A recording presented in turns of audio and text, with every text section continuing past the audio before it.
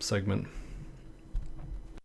Well, I guess I'll start with just the battle plan. Eastern Lady Island fell pretty quickly. Western Lady Island was where most of the hard fighting was. The U.S. plan was a pincher movement, attack from the north and then attack from the south.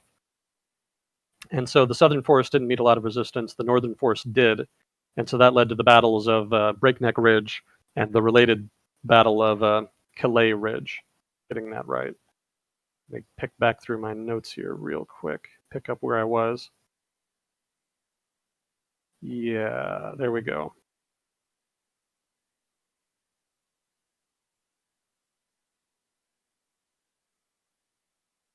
So the Battle of Breakneck Ridge involved a amphibious flanking attack from the west, as well as a simultaneous land flanking attack from the east, and that pushed the Japanese out. That southwestern force had to fight the Battle of Calais Ridge in order to push them out. That was sort of a difficult battle in its own right. So I think that's pretty much what I covered. So that led. So more trivia about that particular battle. Then most of the battle was fought in heavy rain again. Kind of that season in the Philippines, and also there was a typhoon. So the fighting was not only difficult just because of the Japanese defenders, but the weather was not cooperative in the least. So very difficult fighting as a result. Very difficult conditions, rather, as a result. And overall, this battle in the north here around these ridges would last until December 14th. So about a month or so of fighting from November 7th to December 14th. So yeah, a little over a month or so stuck here. The battle also saw a lot of significant logistical difficulties for the U.S. just because the terrain was so difficult. This was the more mountainous part of the island. One of the things they actually had to do as a result is use LVTs. And an LVT, for those of you who don't remember, that's basically a tracked amphibious vehicle. You can embark it from ships, and because it has tracks like a tank, it can crawl over land. So it can float like a boat, crawl over land. Very useful vehicle in that regard for landings. So what they did here in the battle for these ridges is they used the LVTs to sail, I guess, along the rivers that were kind of ran parallel to the roads, and they used those to pick up and ferry supplies from the front line back to the depots in the rear. That's not really something they're meant for, and it wasn't a very efficient process, but the logistical problems were sufficiently difficult that they had to resort to that. So let's see. So that's the northern battle of Leyte. That's the battle in northern Leyte, rather. There was a simultaneous battle in central Leyte. This kind of ran parallel to the two pincher movements that I mentioned. The battle in central Leyte was pretty small. Basically, the U.S. was not advancing in central Leyte. Again, the offensives were in the north and south. Rather, they just had a small holding force in the center of Leyte to prevent the Japanese from launching an offensive through the center. And they only had a regiment defending that area. And sure enough, the Japanese did eventually attack, and they launched a pretty large force to attack. I think it was an entire division against the U.S. regiment. So they were able to defend against that. It required some very difficult fighting. They were actually pushed out of their initial defensive position on a hill and back onto the highway, but they were able to hold that and kind of deflect that attack. They would successfully hold off until the end of November. So a couple weeks of fighting there, 2 weeks or so. And after that, they were able to build up and launch an offensive to push them back into the mountainous interior of the island there. That was called the Battle of Shoestring Ridge. And that's not the actual name of the ridge they were on. That's just what they called the battle because their supply situation was so perilous. Again, island terrain very bad and logistics pretty weak during the fighting for the battle. Let's see. So now, Battle of the Ridges around December 4th. This is the North Island. This is the north part of the island again, that northern pincher. They start converging on western Leyte, specifically Ormoc Bay, which is the principal geographic feature of the western part of the island. Part of that northern force actually dispatched amphibious tanks. These are basically LVTs that have tank turrets affixed to them. And they dispatched them into the ocean, and they actually sailed south and started assisting that southern pincher force. The way it worked is that the southern pincher force had the Japanese tied down fighting on the south, and then the tanks basically flanked them. They didn't actually directly attack them. Rather, they just entered the bay and fired on the Japanese positions from their flank from the ocean, which disoriented the Japanese defenders because they were definitely not expecting to be taking fire from that direction. So let's see. The fighting in the south then centered on hills, hence the name Battle of the Ridges, that were defended by the Japanese. And eventually, after heavy fighting, those were taken as well. And the U.S. was on the edge of Ormoc City by December 12th. So a couple of weeks, again, fighting here. There was a surprise attack launched by the Japanese around December 6th. This was an attempt by Japanese paratroopers and also a nearby Japanese division to attack and seize airfields in the central part of Leyte. So more fighting in the center of Leyte here.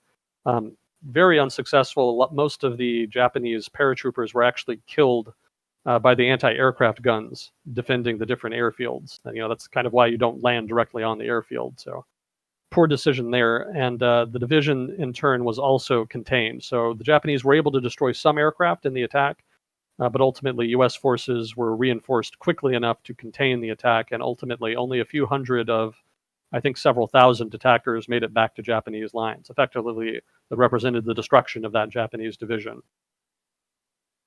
So this all leads into the final battle around December 7th in 1944.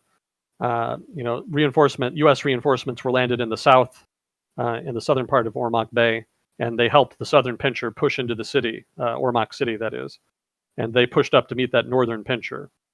Between them was a set of fortified Japanese positions that were very difficult to take. It took about 2 days in order to take a particular blockhouse, a concrete blockhouse that was centered there. And it required some very difficult fighting involving flamethrowers, bulldozers, hand-to-hand combat, etc. There was a guy who actually won the Medal of Honor fighting there, and I thought maybe might be worth mentioning specifically what he did. The description I read basically involved him killing 7 with rifle and bayonet, quote unquote, in close quarters fighting. Again, this is the blockhouse that we're talking about. And he stayed with his company even after he'd been injured during that fighting, eventually turning command over to another officer and then walking over to an aid station unassisted, which I thought was particularly impressive. So that's just an example of how tough that fighting was for these fortified positions. And mind you, this is basically going to happen rather repeatedly throughout the Philippines campaign. Let's see, the northern pincher in turn was held up partly because they had to fight in rainforest, which is not something the southern pincher had to deal with. So they were having to come through some difficult terrain there, some difficult jungle fighting that was advantageous to the Japanese defender. So let's see. Eventually they link up, and that basically represents the conquest of the island. There's still some more fighting in the northwest of the island. But for the most part, that's a substantive description of most of the fighting on the island. And again, all of that took about 2 months, which is, again, 2 months of very difficult fighting and much longer than had been originally planned. It set back the timetable for the whole invasion of the Philippines as a result. But the upshot, though, is that the Japanese defense of the Philippine Islands as a whole was kind of broken by this. They'd spent so many naval and air resources trying to defend Leyte that they didn't really have much left for the rest of the island. They still had a lot of troops left for the rest of the island, about, I think, something like 250,000 troops or so. But they'd lost 60,000 or so defending the island, lost about half their air strength, and had lost 26 major warships, 46 transports, and hundreds of merchant ships. So it was a catastrophic battle for them. And after that, they would be almost entirely on the defensive as a result in the Philippines. Still had 250,000 troops on Luzon, significant amount, but they were cut off from resupply because they'd lost naval superiority and air superiority. So they were pretty much on their own, and it was just a matter of time. The plan for the rest of the Philippines garrisons was just to delay the United States as much as possible, to give Japan and the home islands as much time as possible to prepare for an eventual invasion. So that's the end of the Battle of Leyte, the actual island. It's actually more important than you might think, given its small size. After Leyte was taken, some troops moved up into the neighboring island of Samar, which you might not actually realize is another island looking at a map, but there actually is a narrow channel dividing them. I don't think fighting was really all that substantive there, though. The next major part of the operation for the Philippines occurred in December 44. This was the invasion of Mindoro. This is basically an island that's very close to Lutyagan. I'm going to mispronounce it. Lutyagan Bay, I think it's called. See if I can, yeah. Basically, that's the bay that's near the capital, Manila. So this major island here that's southwest of Manila was taken in order to provide an air base from which to project air power during the subsequent invasion of Luzon Island, which would target Lutyagan Bay there. So the invasion of Mindoro went off pretty quickly. There weren't so many problems like in Leyte. The U.S. fleet moved through the middle of the Philippines to get there. They didn't kind of go around the long way. And so they faced a lot of the Japanese basically knew where they were going and were able to subject them to significant air attacks. None of them did much good, though, and so the Navy was able to kind of go according to plan, and the island was taken in pretty short order. Most of the island was actually already held by Filipino guerrillas. Philippine nationalists and guerrillas would play a big part in the liberation of the Philippines. They would help the U.S. Marines and U.S. Army fight the Japanese. They would also act as scouts, and perhaps most importantly, they would provide a lot of useful intelligence for where the Japanese were, where they were hiding, etc. So that helped significantly speed operations in the Philippines in many areas. And they did so in the Mindoro as well. So that's the actual end of 1944. So that takes us into January 1945.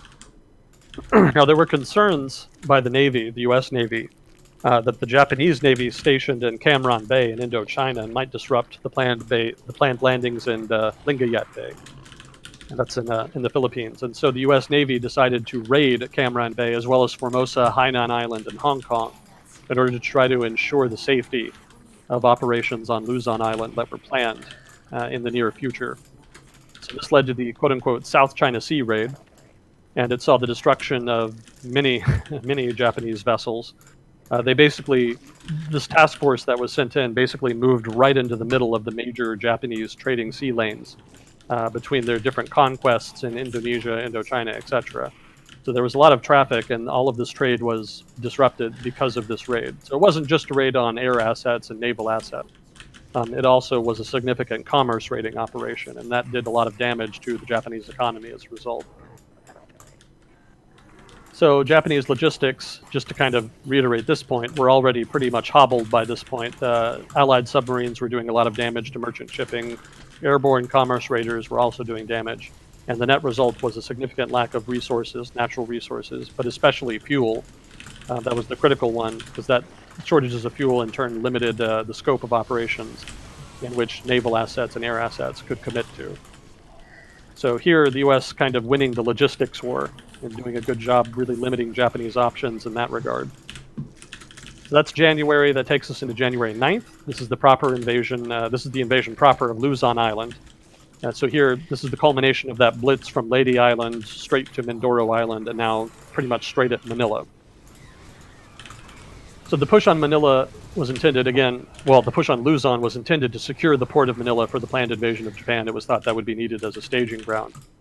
The U.S. actually staged some diversionary operations in southern Luzon, because Manila is in northwestern Manila, to try to convince the Japanese that the U.S. would invade from the south and then try to roll them up from the south.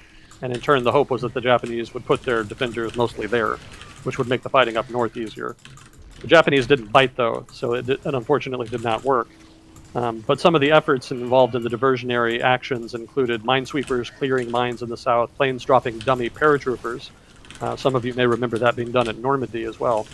Also, Filipino resistance fighters were ordered to commit acts of sabotage. So there was a large-scale campaign of sabotage in the south that was intended to try to divert attention. So all told, again, though, that effort failed. So most of the Japanese forces were more in the north in the expectation that an invasion of northern Luzon was imminent. So let's see. The landings in the north were made, again, in Lingayet Bay, not far from Manila, northwest of Manila, roughly. About 175,000 troops were landed in just a few days. So this kind of gives you an idea of just how big the U.S. military has become and just how quickly they can mobilize resources.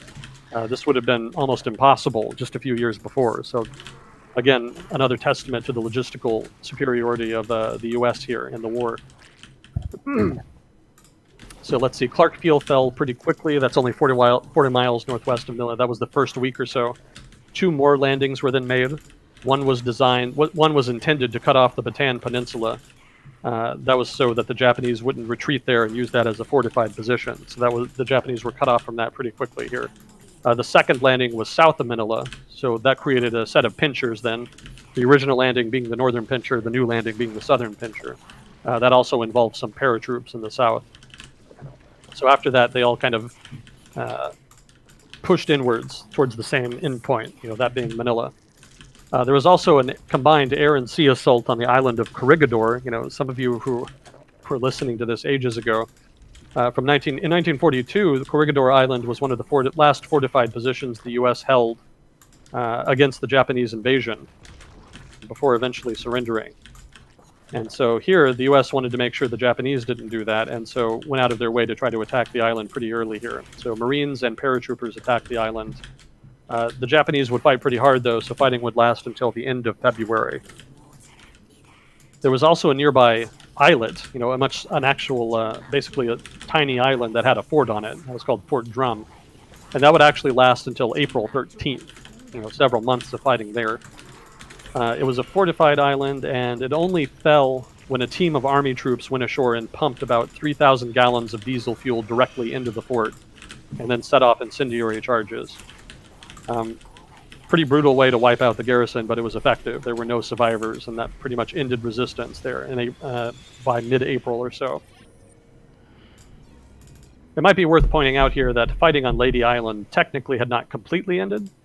Major fighting had ended, but there were some Japanese holdouts that would continue fighting until, I think, the end of December or so. So there was still several weeks more worth of significant fighting there. And really, there would continue to be basically on and off hit-and-run attacks by other holdouts for significantly longer. We'll talk more about them in a little bit. So here on Luzon, converging on Manila Island, Corregidor has been taken. Still some fighting on Fort Drum, but that's not too strategically important here.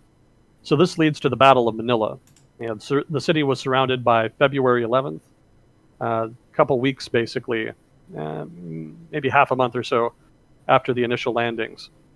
And the Battle of Manila is another example of different terrain than people think of when they think of the Pacific War. So we've talked about some tropical islands, tundra, monsoon conditions. So here we have an urban environment. So the Battle of Manila would be the largest urban battle in the Pacific theater.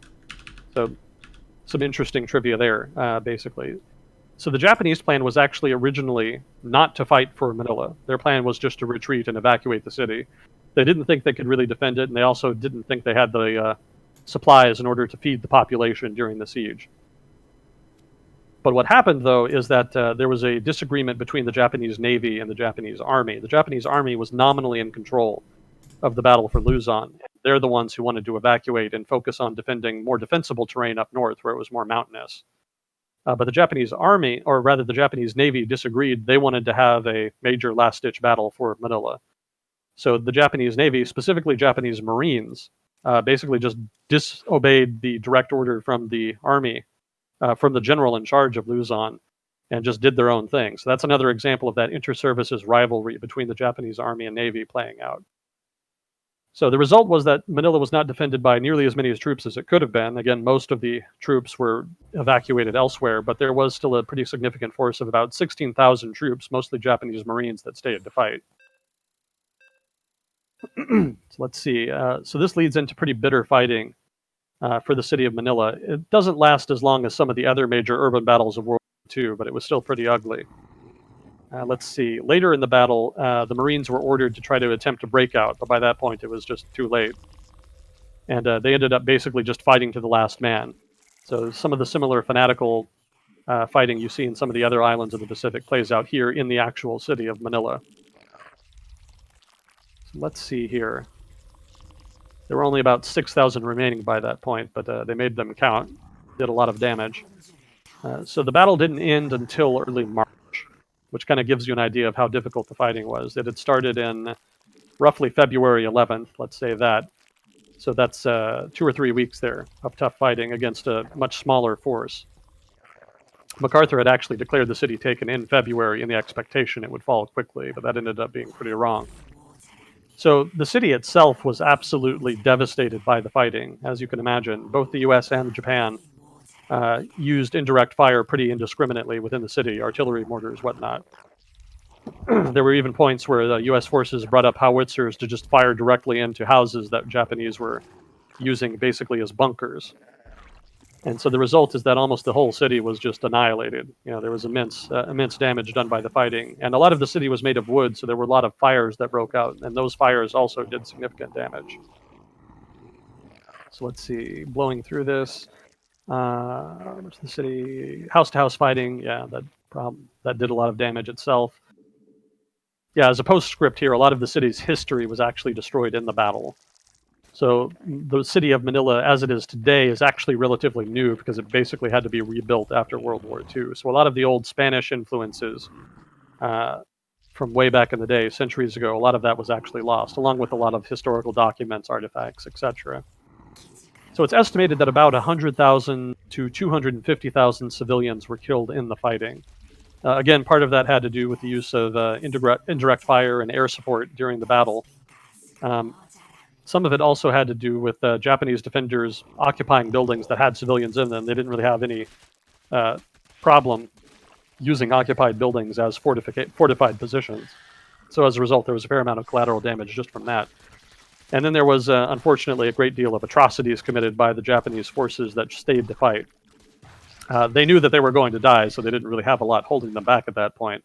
And there was a lot of frustrations with Filipino guerrillas, as well as just with the general course of the battle. And so there was a lot of indiscriminate killing by the Japanese forces fighting there. Let's see. It went well beyond just counterinsurgency, too, so they can't really argue that it was just fighting insurgents. They targeted a number of women and children for torture and rape at different points in the battle. And they even actually attacked a club that was a German club. So a number of Germans were actually killed there as well, even though they were technically allies in the war. There was also about 3,000 Filipino men who were rounded up at one point and murdered en masse at Fort Santiago. And mind you, these are just two examples. There was a number of different examples at churches, hospitals, etc., where these massacres were documented. And there were some survivors, so we actually have firsthand accounts of them. So it's not just wartime propaganda. So unfortunately, that also contributed significantly to the civilian death toll during the battle. So all in all, you really didn't want to live in Manila during this battle. It was very ugly for the civilian population. So after the Battle of Manila, the U.S. pushed through the rest of the island. I think most of the fighting after the fact was in the north. The south, I think, fell pretty quickly. The U.S. basically had most of the important parts of the island, strategically and economically speaking, by early March. So a battle of roughly a month and change or so. Let's see. Yeah, so pockets of Japanese troops held out in the mountainous northern areas until the end of the war, sometimes after. And again, I'll talk more about them later. But for the most part, the island was cleared by early March.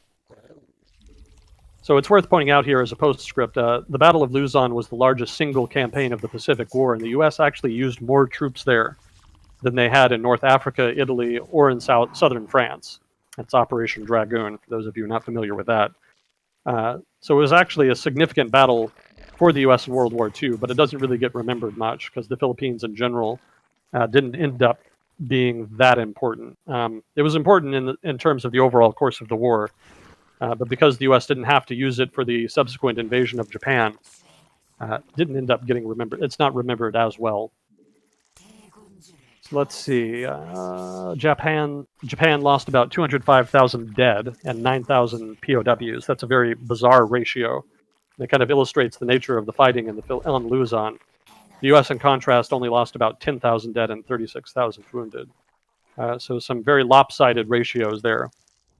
But that doesn't change the fact that the fighting was any less tough. It was, again, a fanatical opponent in well-fortified positions in many cases. But they fought to the death frequently, and so that kind of accounts for the larger death toll. So that takes us into February, late February, Operation Victor III.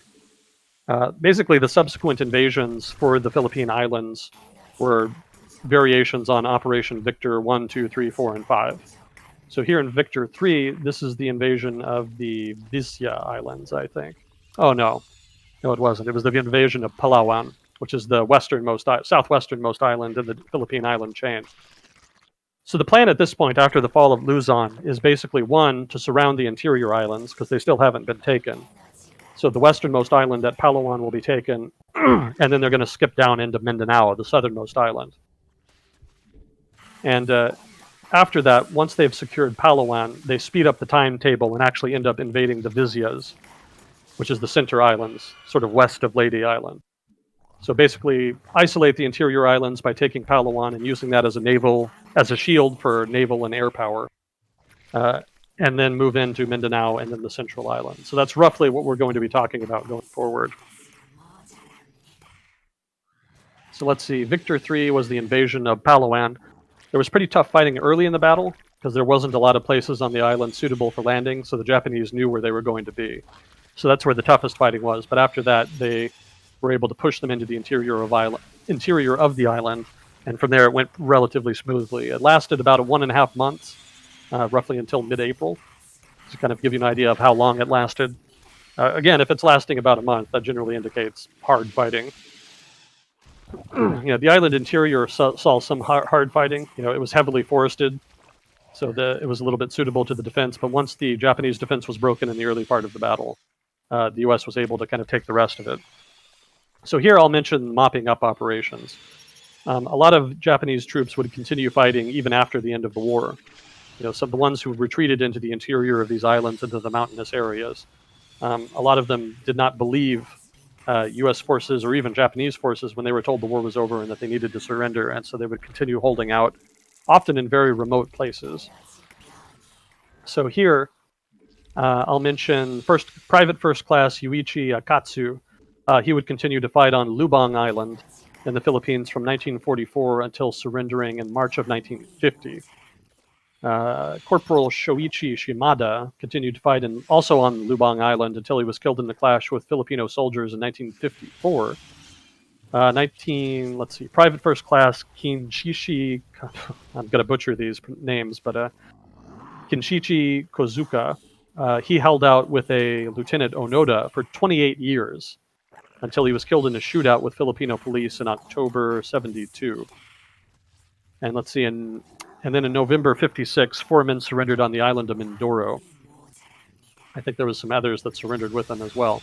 But this is just to give you an idea of how fanatical the defenders were on some of these islands and how long they continued to fight, even well after Japan had surrendered. So that's a quick and dirty review of Operation Victor 3 and the invasion of Palawan. That takes us into February and to the Battle of Iwo Jima. So the Battle of Iwo Jima is one of the most famous battles of the Pacific War. Pretty much everybody in the U.S. has at least heard about this battle. So this is definitely one of the highlight reel battles you'll encounter if you ever kind of learn more about the Pacific theater. The island is really small. It's only about 8 square miles, but it's relatively close to Japan. It's in a chain of islands called the Volcano Islands, I think. And the U.S. wanted to take it in preparation for the invasion of Japan. They mostly wanted to use it for an air base. I don't think they were planning on using it as a staging ground so much. I think that would be more Okinawa. I think the plan for the near term, though, was to use the island as an air base to use for bomber crews, many of whom sometimes had engine trouble or took damage while bombing Japan, and so could not quite make it back to their bases in the Marianas. So Iwo Jima was a nice midway point at which they could land in case of emergency. It could also be used to project air power, since they would have that air base there. So it could also support operations in a potential invasion of Japan, as well as nearby Okinawa, as the case may be. We'll be talking about that stuff later. But that's basically why the U.S. wanted to take Iwo Jima here in the Volcano Island chain. So the Japanese defenders here on the island, because they knew it was coming, would basically use all of their accumulated knowledge of island defense up to that point in the war. So one of the things they did once the U.S. Marines landed was not fire on them right away. What they wanted to do is let the U.S. Marines build up on the beach and let the beach become as crowded as possible, and then start the bombardment in order to maximize casualties, which they did to good effect. The island itself, beyond being relatively small, is almost entirely volcanic, so it's not like there's a lot of vegetation or anything there. So there's not like a lot of natural sources of water and whatnot. So it was a bit logistically difficult, and because the terrain was so rugged, it made for a lot of good defensive points. And what the Japanese did is they created a lot of interlocking defensive positions using that rugged terrain. They had a lot of bunkers distributed throughout the island, and that were often well hidden and would not fire on troops until they were really exposed. So they wouldn't fire right away. They would kind of fire into your rear, basically, after your unit had moved through. And another thing they did is they connected a lot of these bunkers by tunnels. So even after you thought you knocked one out, troops could come back to it and fire on troops that were moving through later. So that made fighting particularly difficult and grueling. Let's see.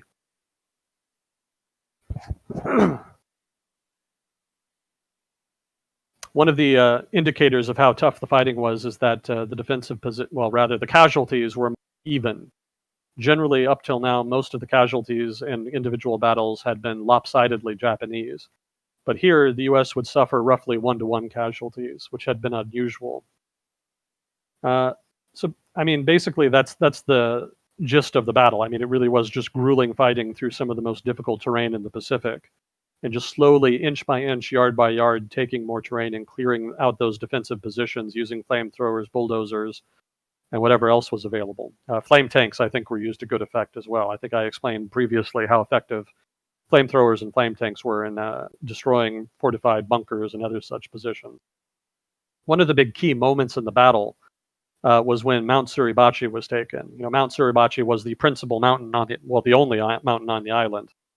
And while the Marines were still moving through the island, some other Marines were able to successfully scale the mountain and plant a U.S. flag on the top of it. And that was apparently a big morale booster for a lot of troops fighting on the island, because the impression they got is that they were all going to die. You know, the fighting was just that tough and that grueling.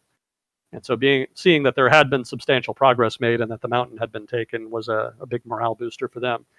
And the raising of the flag on Mount Suribachi is actually famous. You may have seen a statue in front of, I think it's the Pentagon, that has some U.S. soldiers that are all grouped together raising a flag. The raising of the flag on Mount Suribachi is what that statue is commemorating.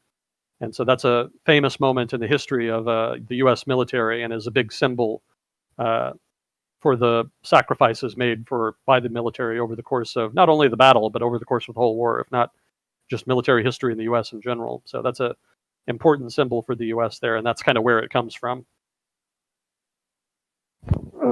So that's, again, super brief. I know that's a lot more brief than the other stuff I was doing, but I kind of wanted to focus a little more on some of the more unknown battles. But that's basically the Battle of Iwo Jima in brief. Still roughly February or so that takes us into the Morotai Mutiny. This is not a real mutiny, but rather it has to do with the Australian pilots, I think, on the island of Morotai near Western Guinea. And they had been tasked basically with providing air support to some of the ongoing operations against holdout Japanese forces at various places in Guinea and the Philippines and whatnot. And the reason that the Australian pilots there were upset is because they felt that they were being used frivolously. You know, they thought they were being dispatched to attack Japanese positions that didn't really need to be attacked, that could be just left to kind of rot, basically, cut off from resupply. And the reason that was controversial among them is because they were taking casualties still. You know, the Japanese still had anti-air capabilities, so going on these missions had some attrition. And the Australian pilots felt that it was unnecessary and that it was basically for nothing, and that they wanted to be redeployed basically into more important parts of the overall Pacific campaign. And so they challenged their officer in charge of their squadron, I think it was. And that led to some political controversy in Australia proper once it was reported in the news. I don't think anything substantive came of it, but it kind of illustrated the political side of the Pacific theater and how Australia was kind of getting a little bit marginalized at this point in the war. Okay, so that takes us... Oh, just a note. Early 45 here, there's still fighting going on the Solomon Islands, on the islands of New Britain and Bougainville. I know I've mentioned that several times before, but I'm just kind of reiterating it here. By now, Australian troops make up the principal part of the garrison, and they've launched ongoing offensive operations. So that also is happening, just not to leave anybody out here. Something else that happens here early in 1945 is the strategic bombing of Japan. This has been ongoing since late 1944, but it had largely been mostly ineffective up till now. So the big switch that happens after having learned from earlier operations, the U.S. Bomber Command switches from high-altitude precision day bombing to low-altitude nighttime fire bombing. And so this is really where the firebombing of Japan starts. And it's a lot more effective now, in part because napalm is a lot more available. Production of napalm scaled up from, 300,000 I'm guessing pounds. Yeah, 300,000 pounds in 1943 to 8 million pounds in 1944.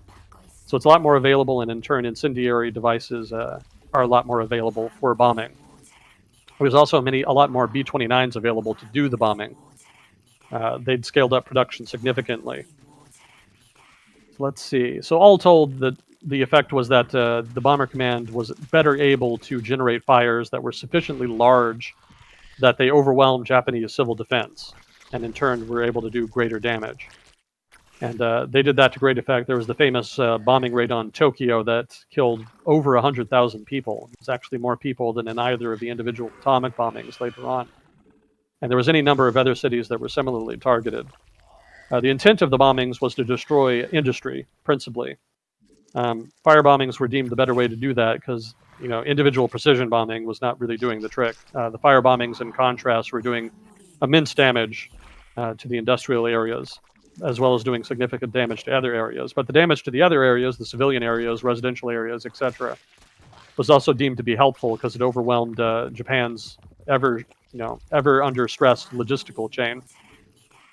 It's bad enough having no supplies to produce with. It's even worse if you have to produce supplies for millions of people who have been rendered homeless and unemployed because of these fire bombings. So that was the nominal logic behind it. Over the course of the strategic bombing of Japan, about 333,000 were killed and 473,000 wounded. And those are sort of the upper end of the estimates. The lower end is 241,000 killed, 900,000 wounded. It was a significant number, and millions were rendered homeless, regardless. And so it definitely had a significant impact on the Japanese economy and ability to continue prosecuting the war effort. So let's see, that's the strategic bombing of Japan. So this takes us into mid-March, late March, roughly. And this is the Operation Victor 1 and 2. So Operation Victor 1 is, both of them basically are the Battle of the Visayas, the interior islands in the Philippines. These are Negros, Panay, Cebu, and Bohol. And this is all happening after the fall of Palawan, basically, kind of pretty close after the fall there. And they were intended to secure additional staging points for the invasion of Japan. Again, the invasion of Japan was going to be huge. We'll talk about that later if we could get to it. So it was thought that more staging grounds would be needed for the battle. A lot of these islands in the interior here were actually already held by Filipino guerrillas. So it's not quite like some of the other island fighting up to this point, where a lot of the fighting was between Japanese troops and U.S. troops across the breadth of the whole island. Here, in these islands, a lot of the fighting would be in very particular spots, since the guerrillas had basically forced the Japanese into mostly the urban areas, is where they were concentrated, as well as some of the more mountainous areas. So let's see, let's jump into this. So Victor 1 started in early March. This was the invasion of Panay Island. And it fell pretty quickly. It was not particularly well defended. And Filipino guerrillas were used to good effect here to kind of speed the advance. So Victor 1 also spanned the invasion of Negros. After Panay Island fell, Negros Island was next on the list. This would have been early April. Most of the early fighting was on the western coast. There was a decision made to kind of ignore the southeastern part of the island at first, just because there was more rugged terrain there, and because most of the Japanese were thought to be, I think, more in the northern part. So the western coastal plain fell pretty quickly. Part of the reason for that is that a lot of bridges that the Japanese were kind of planning on destroying were taken before they could get to them. The advance was very rapid. And so that led to fighting in the mountainous east of the island after the first week or two, I think. And that's where the hardest fighting was. So this is something that you're going to hear a lot. You've already heard it about. The Japanese retreat to the mountainous, hilly part of a given island and then try to defend that. And no different here. Significant casualties incurred. Tougher terrain, well fortified. There was a Medal of Honor winner here, too. I'm not going to do every Medal of Honor, just kind of picking out a few that I kind of encountered while reading about this. John Sjogren. He was injured while fighting in an fortified position in the northern part of Negros here. He led an attack on a fortified position, and he himself apparently accounted for 43 Japanese casualties and the destruction of 9 separate pillboxes. If you don't know what a pillbox is, that's basically a bunker. And in doing so, he cleared the way for a quicker advance. Obviously, it's difficult to take even one pillbox, so the fact that he was able to kind of rip through them like that was a significant help to the force that he was attached to. I think he was attached to a company or something like that. But that's just to give you an idea of how tough the fighting was.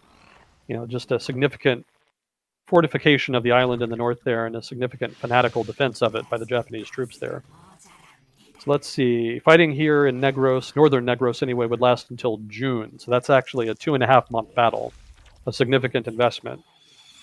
And then a number of them, of course, ran into the jungle and never stopped fighting. We already touched on them a little bit. So then that led into late March, which kind of corresponded with Victor 1, Operation Victor 2, which focused initially on the island of Cebu. So here on Cebu, most of the island was held by Filipino guerrillas. The Japanese were concentrated in Cebu City, the largest city on the island, which they had fortified. Hard urban fighting ensued, and most of the city was destroyed correspondingly. One U.S. company, this is some random trivia, I guess, but there was one U.S. company that suffered 50 casualties when a hill that they were fighting on had an ammunition dump on it detonate. That was done by the Japanese on purpose. Once the U.S. forces were there, the Japanese purposely detonated the ammunition dump and wiped out basically a platoon's worth of soldiers. So over the course of the fighting, which again was very difficult, once the U.S. was able to push the Japanese out of Cebu City, they started pushing into the interior. There, they got held up a bit, and so what they did is they actually had one regiment go on a 25-mile night march into the rear of the Japanese position that they were attacking.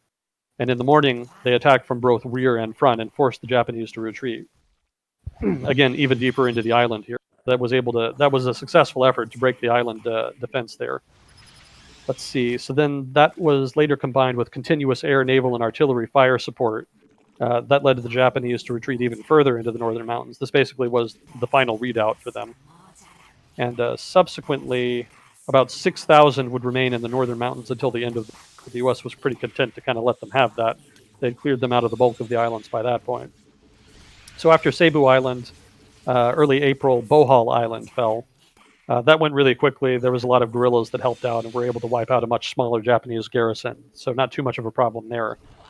So then Operation Victor 2 and the forces therein turned to southeastern Negros Island. This is roughly late April. So now they're being basically turned to help out with Negros Island, that southern part that had been bypassed. There was only about 1,000 or so Japanese troops there, but they were in a strongly fortified position. So once again, it took about a month to clear them out. Another month of difficult fighting there. So just as a note here, the fighting by the U.S. Army on Luzon was actually a lot slower in terms of its advance and speed than the fighting in these central islands, which was mostly, I think, done by Marines. And General MacArthur himself kind of lauded the U.S. Marines for being much quicker there. That kind of touches on something we briefly touched on at the end of the last segment, where I was talking about inter-service rivalry between the U.S. Army and the Marine Corps, with the Marines being the more gung-ho aggressive, having a more gung-ho aggressive tactical and strategic outlook, and the U.S. Army being a little more slow-footed. So here, this takes us into mid-March with Operation Victor 4. And so this is the beginning of the invasion of Mindanao Island, the southernmost island in the Philippines. And it starts with a very narrow objective, that being the Zamboanga Peninsula, which is a big peninsula that juts out the western end of Mindanao. So the western end of that was taken, and then the Sulu Island archipelago to the south of Mindanao was also taken, or liberated, depending on how you want to phrase it. This happened roughly corresponding with the Battle of the Vizyas, Operations Victor 2 and 3 there. Or 1 and 2, rather. Operations Victor 1 and 2. So correspondent with those operations in the Vizyas, and I'm sorry if I'm mispronouncing these names, and I apologize in advance. Let's see. So Zamboanga Peninsula fell pretty readily. The Japanese had fortified the west end of the island and then used the island's narrow width to kind of bottleneck U.S. troops. So actually there was some difficult fighting there, never mind. The terrain was so rugged that the U.S. could not use any tanks on the peninsula, so that also contributed to how difficult the fighting was, since the infantry didn't have that armored support that they could normally count on. The Solo Island, actually that should be Sulu Islands. The Sulu Islands, in turn, fell relatively quickly. That's what I was thinking of. All of them fell pretty quickly, except for one, that being Jolo Island, that had about 3,000 Japanese troops fortified in the island's mountain interior. And so there was some very difficult fighting there for about a month in April. But eventually they did fall, and so Sulu Islands and Zamboanga Peninsula successfully taken by the end of March, early April or so. So that's where the Philippines was in April. And then in April, then there was another offensive launch, this time targeting Okinawa. So this is the famous Battle of Okinawa here.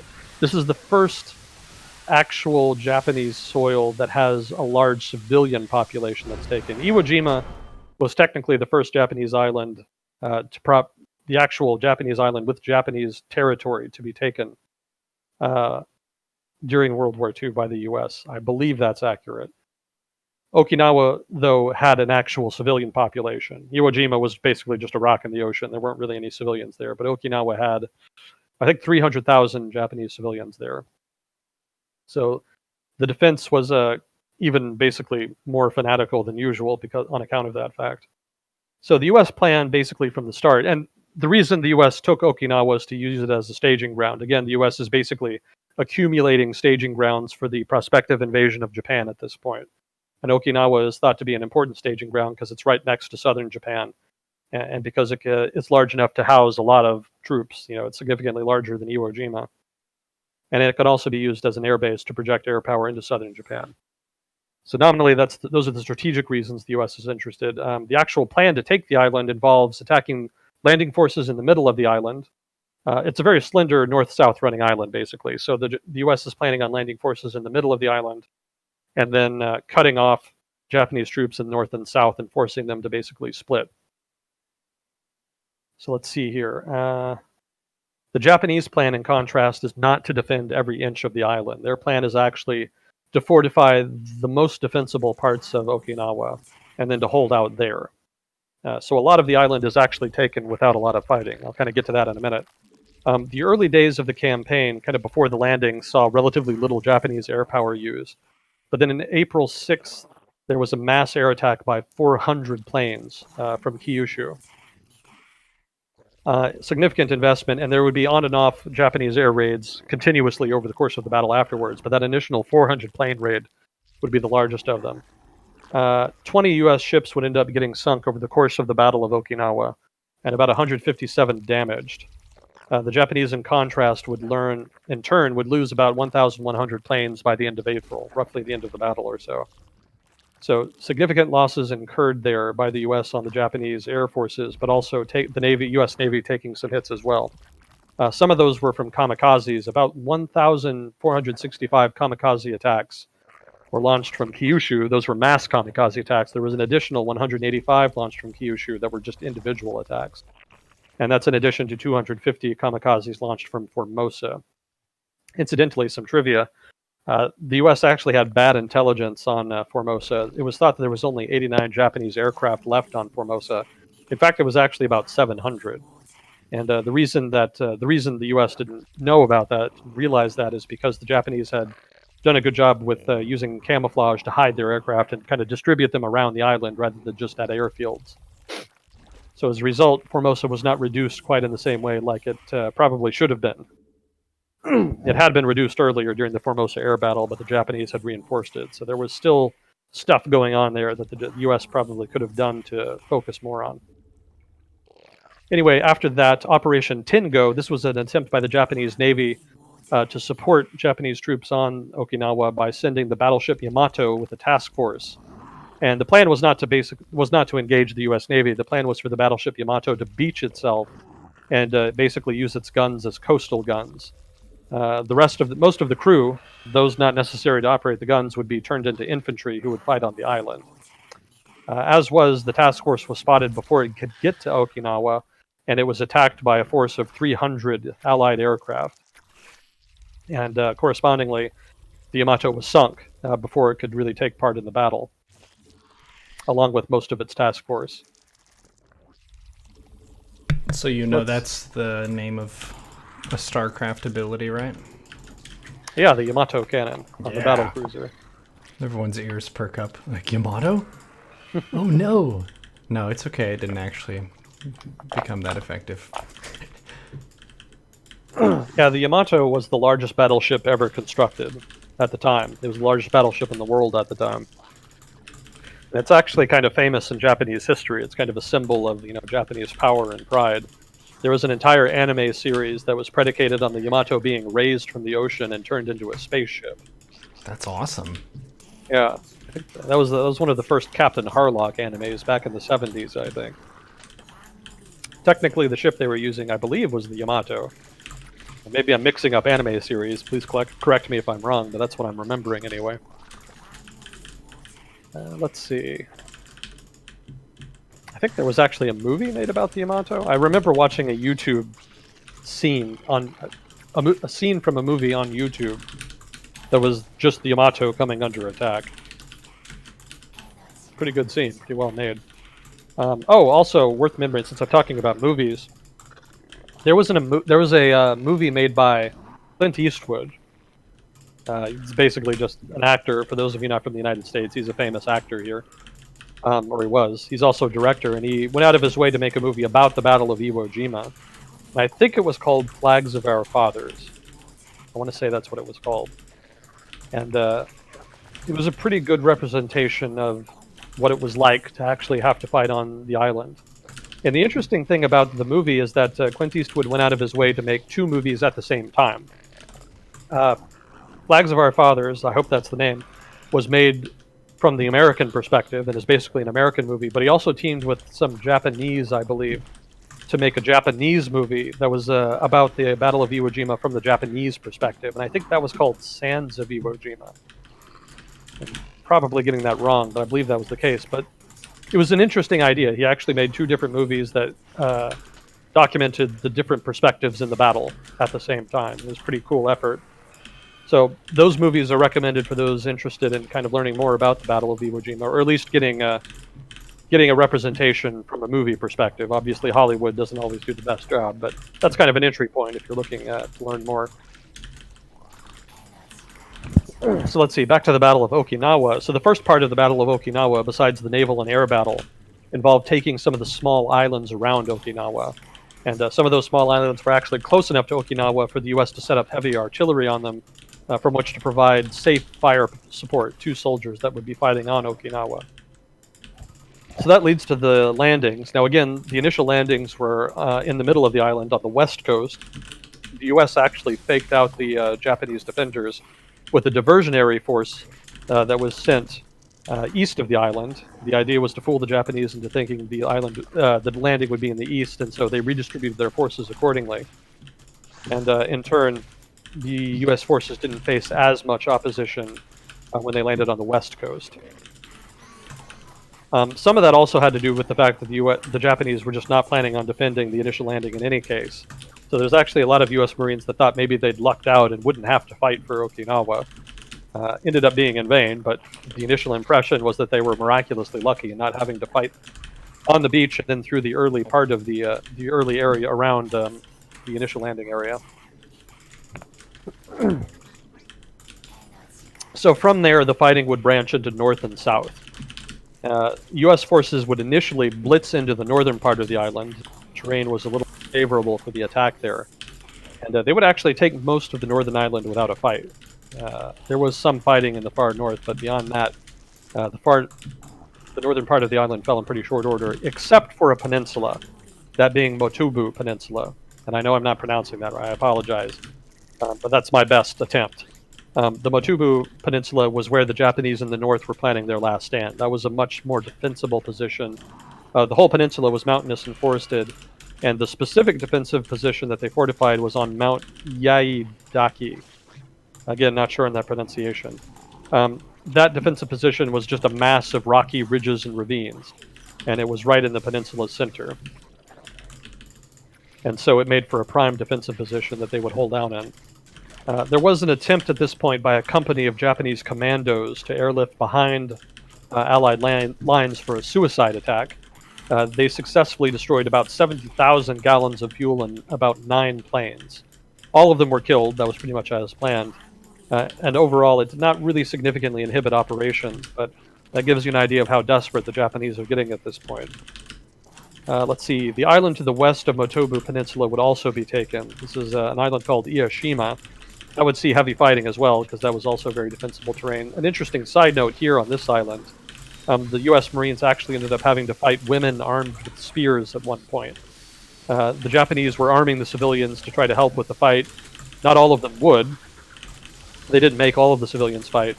But the impression that the Japanese garrison and the Japanese government was giving to civilians on the island is that they would be tortured and murdered and killed. Again, tortured and killed by the U.S. How was your day? Oh, well, it wasn't too good. I got murdered and killed. Oh, that's rough. Well, that was the impression that the civilians were being given. So some would fight, others would commit suicide. We'll talk a little more about that later. But as a result, the battle on the Yashima Island actually saw U.S. Marines having to fight women just armed with spears at one point. So that's the fighting in the north. That would last for several weeks. The fighting in the south would be even tougher, because the south is where the Japanese were planning their main defense.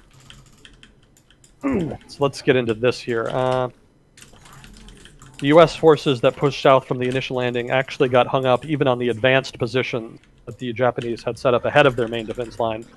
That gives you an idea of just how hard the fighting is about to get, and how favorable the terrain was.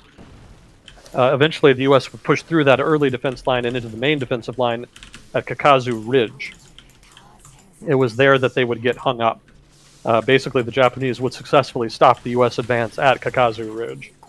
And at that point, the Japanese 32nd Army would actually launch a counteroffensive attacking the U.S. forces.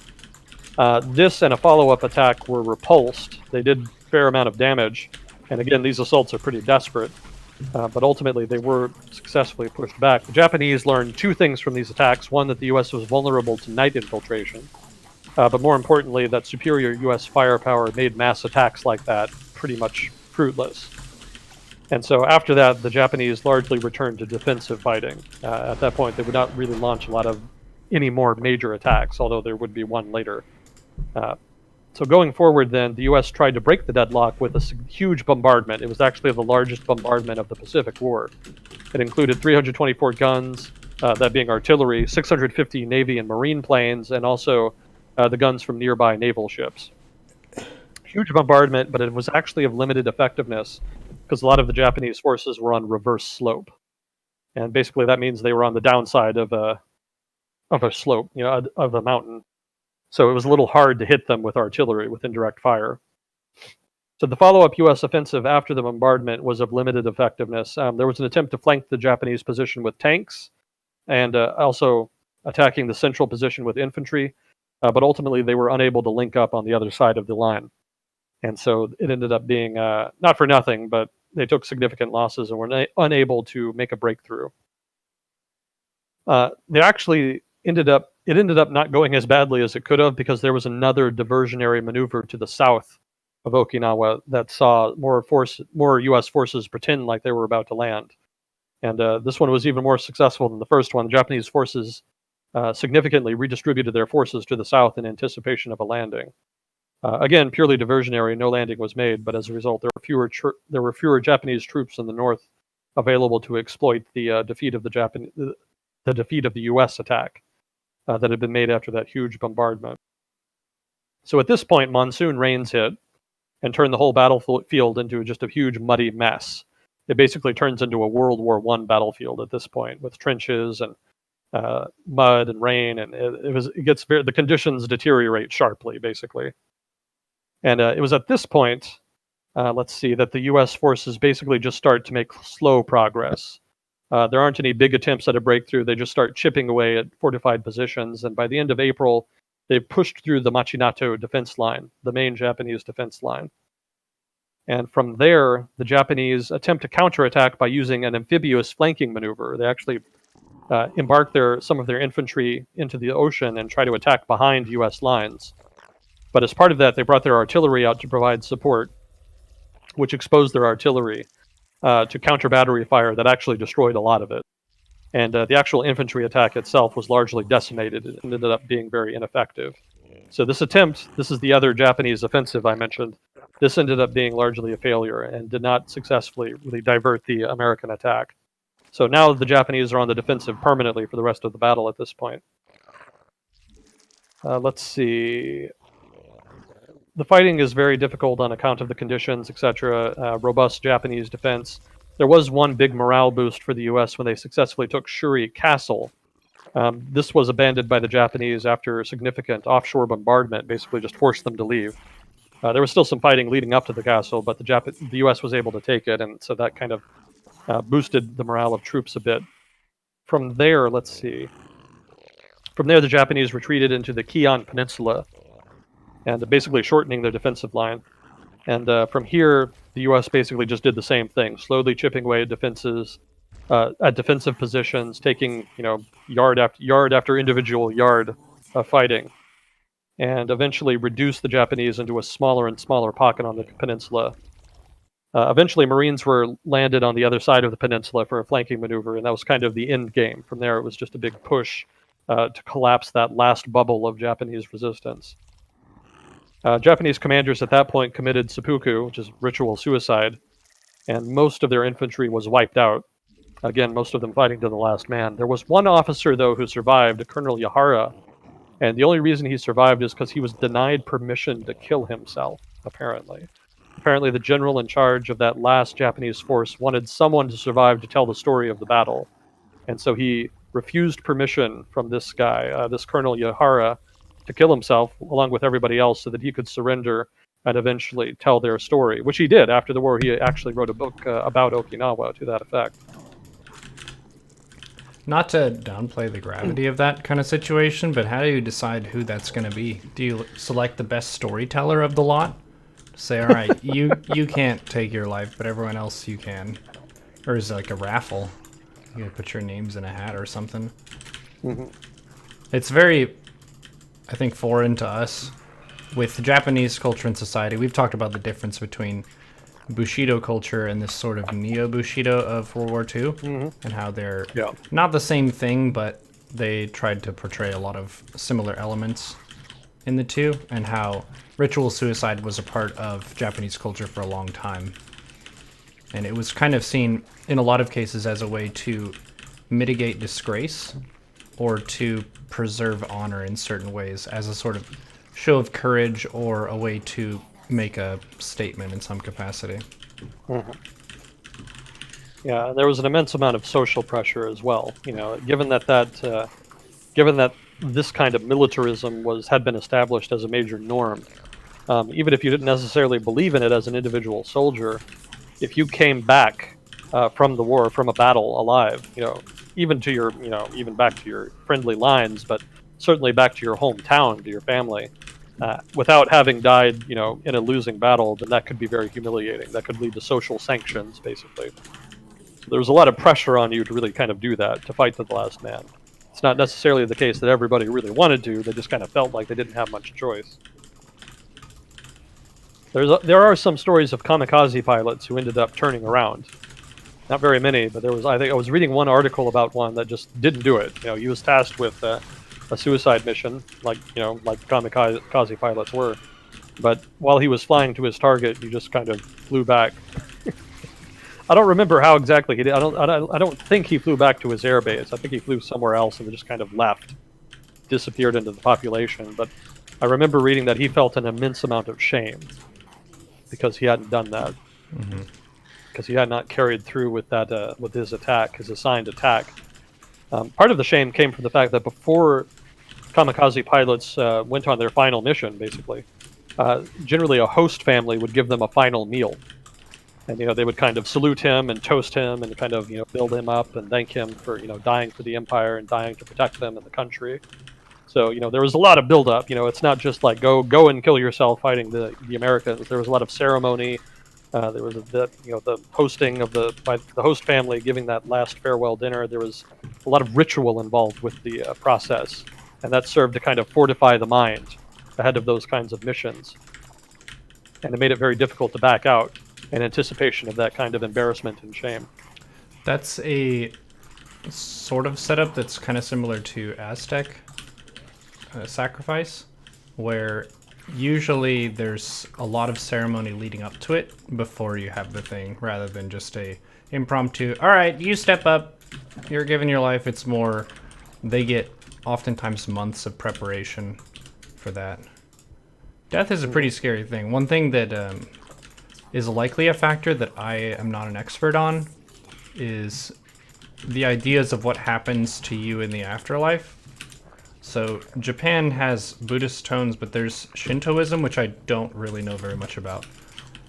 But I believe it has a lot of those sort of aspects where your spirit is connected with your ancestors in some way, where you're not fully perishing, you're still kind of part of your family's house, which in a way, it's not like a great reward of, say, a Christian heaven where you go and you're just dancing with God and stuff, but if you don't follow through with it, when you do eventually die, then all the other ancestors who are in whatever that place is are going to be really upset with you.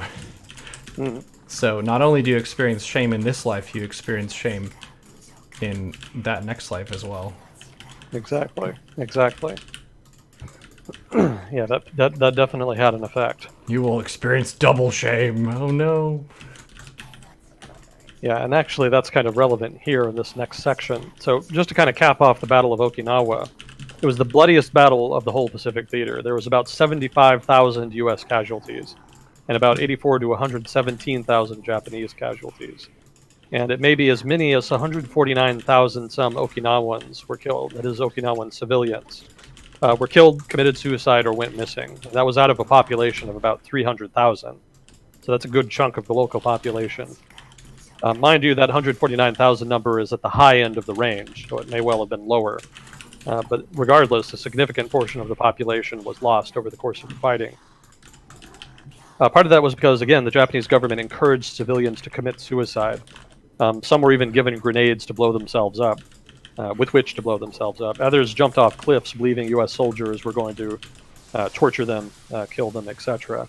And some even killed their whole families before killing themselves in order to prevent dishonor from defilement by U.S. soldiers.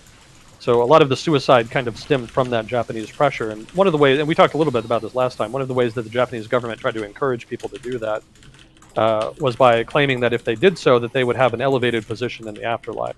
That has to do with that Shintoism that you mentioned, that sort of Shinto afterlife. I don't know a whole lot about Shintoism either, but I do know that that is kind of part of that, part of the mythos. Let's see. I think it's older than Buddhism in Japan. Like a lot of the Shinto basic principles have been around for a long time.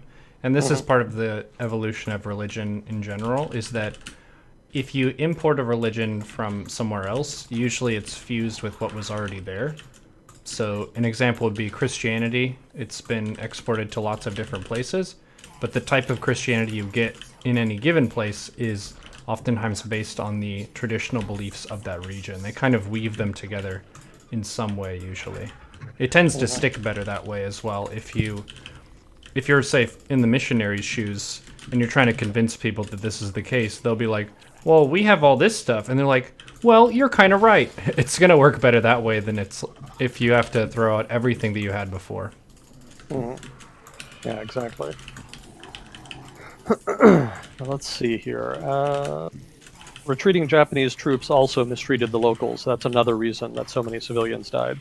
There's actually a lot of, have been a lot of historical tensions between ethnic Japanese and ethnic Okinawan people. And those are historical and kind of tie into the Japanese caste system and stuff like that. But basically, some of the things the Japanese troops would do would be to appropriate food from the locals, which would lead to some starvation.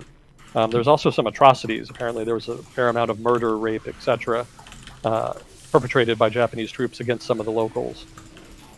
Probably just reflecting the tension of the battle or what have you. And again, it had happened in previous battles. You saw some of that at Manila, and obviously it happened quite a bit in China.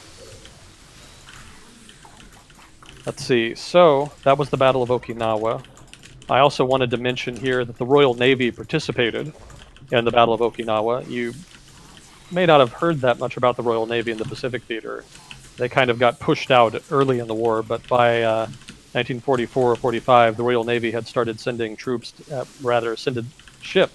started sending ships to help the U.S. Navy, and a significant number of Royal Navy ships were a part of the U.S. task force that had been sent to Okinawa. I don't think they were a majority. I think they were a relatively small minority, but they still had carriers and capital ships that were helping out. So they were definitely important contributors there. I believe they secured the southern flank of the task force of the U.S. Navy there at Okinawa. And so some interesting trivia about British carriers: they actually had armored decks. The U.S. carriers did not. They had decks made of wood, specifically teak. And the reason U.S. carriers had teak decks was because they were easier to repair, apparently. So normally, if you get attacked by a bomb or what have you, just a conventional style attack, the damage to the deck can be repaired relatively quickly, therefore allowing further operations, launching of aircraft, recovery of aircraft, etc. Against kamikazes, that wasn't so useful. Generally, what would happen is the kamikaze would blow right through the wooden deck into the interior of the ship, causing significant damage to the ship itself. And so actually a bit of a liability in that sense. But the British carriers didn't have that problem because their decks were armored. They were actually more resilient to the kamikazes. And a fair number of kamikazes did successfully hit carriers. I don't think they sunk a whole lot of capital ships, but significant damage was done to a number of fleet carriers. By that point in the war, the U.S. and its allies had a lot of carriers, so they could kind of afford to eat the losses. But there was significant damage done, certainly. Okay, so we're still in early 1945 here. This is mid-April at this point, and now we're going to talk about Operation Victor 5. And this is basically the Battle of Mindanao. So already, U.S. forces have landed on the Zamboanga Peninsula, the western part of it, and they've already taken the Sulu archipelago. So from here, a new force has landed in Ilana Bay in southwestern Mindanao and pushes inland eastwards towards the capital city at Davao. Now, this actually catches the Japanese by surprise. They had been expecting a landing near Davao that would immediately push on the city. In effect, what happened is that the U.S. forces attacked them from the rear, from an unexpected direction, and that threw them off balance and led to a relatively quick capture of the city in turn. Part of the way they were able to do that is by using rivers. The Japanese had blown up a strategic bridge that was needed in order to cross from the western part of the island into the eastern part of the island where Davao was. And so the U.S. forces got around that by using LVTs again those amphibious vehicles, to just traverse the Mindanao River. Yeah, so rather than using the roads, they used the river to get past that destroyed bridge and continue the attack. So let's see here. Part of the reason the Japanese were caught off balance too is because when they did find out about that western landing, they thought it was a diversionary attack. And so they refused to move the Japanese commander refused to redistribute his forces accordingly. So that also contributed to early U.S. success here. So after the city of Davao fell, that's when the problems began, because the Japanese had still fortified the area around Davao, and that still had to be taken. So after the blitz into Davao, heavy fighting resulted in the area immediately around the city. Part of the reason for that is because of abaca fields. Maybe it's abatsa fields. I'm not sure in the pronunciation there. But basically, these are plants that are used to make a kind of thread for rope. And there was a lot of these fields around the city, and they were very difficult to fight through because they inhibited vision. They were planted relatively close together in these big plantations, and they were about 10 feet high at the time. And because they were so close together, they reduced visibility to about 10 feet. So basically, the way it worked is that you would send scouts out to find defensive Japanese positions, and they would find them by tripping over machine gun nests and getting fired upon from about 5 feet away in the middle of these big abaca fields. It's not really a great way to figure out where the opponent is, but that was the nature of the fighting around Davao at the time. Let's see. So they pushed through these. Pushing through the actual Davao abaca plants required apparently a lot of strength. That's what I was reading anyway. And so it was very exhausting moving through the plantation fields. And so a lot of Japanese and American soldiers actually collapsed because of heat exhaustion, because this is happening, during this is a hot climate we're talking about. So moving through this difficult terrain and these difficult abaca fields took its toll just from heat. So let's see. And this fighting here in the abaca fields around Davao would last until about mid-May. So that's about a month of fighting here, all told. And there were still isolated pockets even afterwards that had to be taken. So that also extended the fighting a bit. But the main fighting from the landings in the west to the securing of the area around Davao. That's about a month of fighting. Let's see. And then U.S. casualties would be relatively low on Mindanao. Skipped something. So the U.S., besides pushing east to Davao, also pushed up through the middle of the island, and there was very hard fighting there as well because the terrain there was very rugged and there was a lot of jungle terrain as well. So I won't get into all the details of that, but that's another lesser-known battle in WW2 for you if you're interested in learning more about difficult battles that the U.S. fought against Japan in the war. So the battles in central Mindanao and battle around Davao. Those are kind of the two principal campaigns. From there, the U.S. would kind of push through and take the rest of the island relatively quickly. There would still be large formations of Japanese in the highlands, but they were mostly left alone. So they would be isolated and basically more holdouts until the end of the war, in the vein that we've already discussed before. Let's see, U.S. casualties. Okay, so overall, the Battle of Mindanao saw relatively few U.S. casualties, and that had to do with good planning. Again, that surprise attack in southwestern Mindanao caught the Japanese off guard, so that probably helped a bit. And creativity during that central Mindanao campaign that I kind of glossed over, that also contributed to relatively low casualties. Part of the reason for low casualties also had to do with Filipino scouts. Again, Filipino guerrillas were helping the U.S. throughout all of this, throughout the campaign in the Philippines, and so they helped considerably in helping the U.S. spot fortified positions before they tripped over them, and scouting, and etc. So that's Operation Victor 5 and the Battle of Mindanao there. It was expected to be a tough battle, and it pretty much was. But a lot of the Japanese forces had been bypassed earlier in the campaign and had kind of been weakened because of lack of supply. And again, the U.S. was able to blitz through relatively quicker than expected as a result of good leadership there. So another reminder here, Kuril Islands raids are still ongoing. I know this is not particularly important to the Pacific War, but I kind of wanted to mention it just to remind people that the northern Pacific part of the war was an actual thing and did see some fighting and was relevant. So the U.S. is still launching raids from the Aleutians Islands into the Kuril Islands in the northern part of Japan. So from here, we're getting into the basically mid-45 summer or so, and this is when the campaign in Borneo is launched. Borneo is the biggest island in what is now Indonesia. That's also where most of the oil was that Japan had wanted, part of the reason they started the whole war. So the Borneo campaign was launched exclusively with Australian troops, I believe. And it was not entirely necessary. It's another one of those controversial type battles.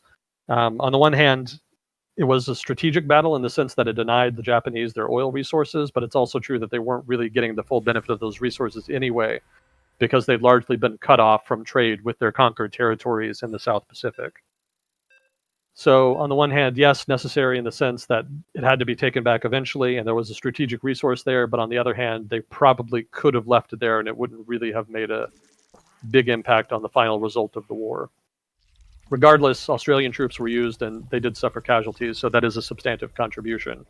So if only to remember their sacrifice, it's worth mentioning here that they did retake Borneo here in mid-1945.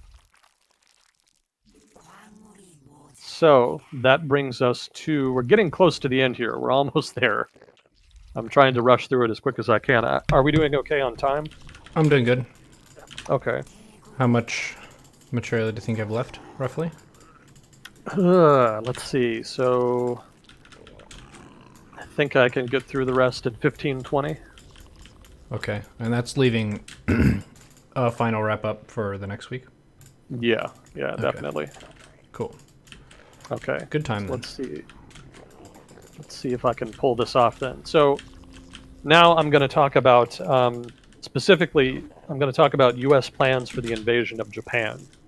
This is Operation Olympic and a corresponding operation called Operation Coronet.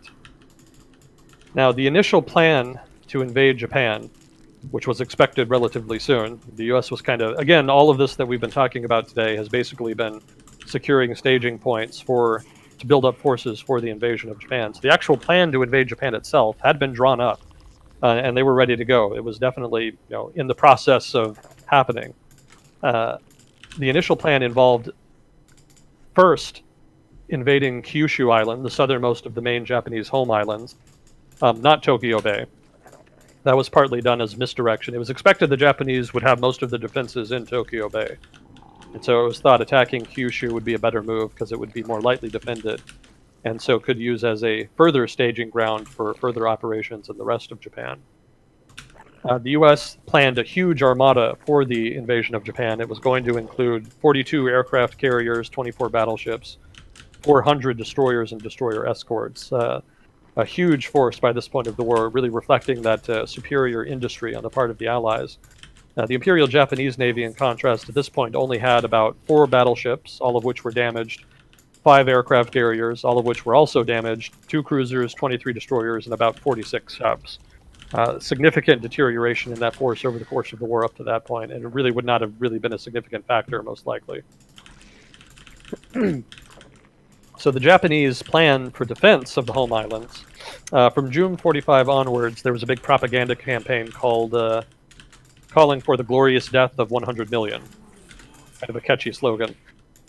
It's debatable whether or not the whole population would have actually followed through with it. Basically, would have involved, the entire civilian population being involved in attacks on U.S. defensive positions, and it would have involved, women and children even were being mobilized, and they weren't even really being given weapons. Some of them were even given just blunt objects to use against U.S. forces. So it would have been very ugly, basically, if the actual plan to mobilize the entire population to fight on behalf of the emperor against the invasion would have come to pass. But most likely, a lot of those people would not have done that. Not everybody was a fanatical militarist in Japan at the time. So, but it's a debatable point.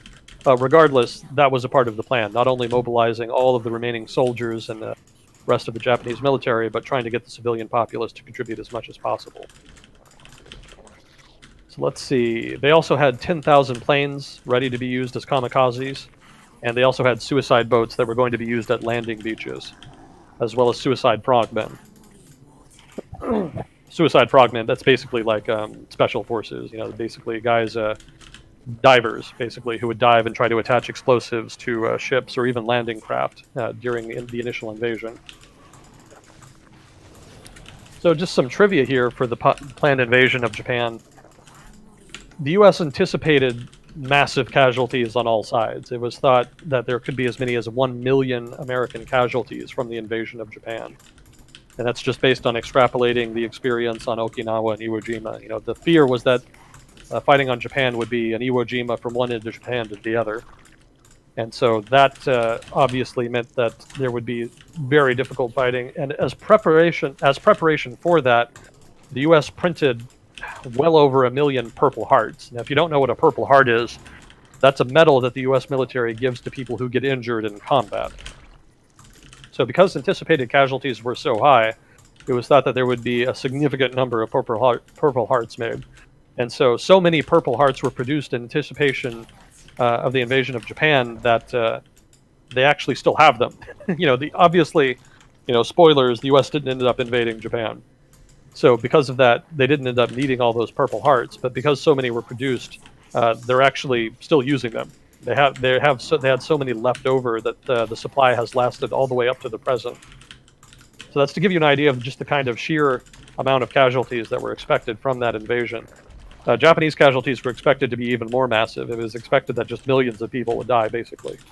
It was expected that, for one, the military would fight to the death, so that's a significant number there. But also significant numbers of the civilian population were also expected to also contribute, if not just commit suicide. So all told, just millions and millions of people were going to die. This doesn't sound like a very sustainable strategy to me.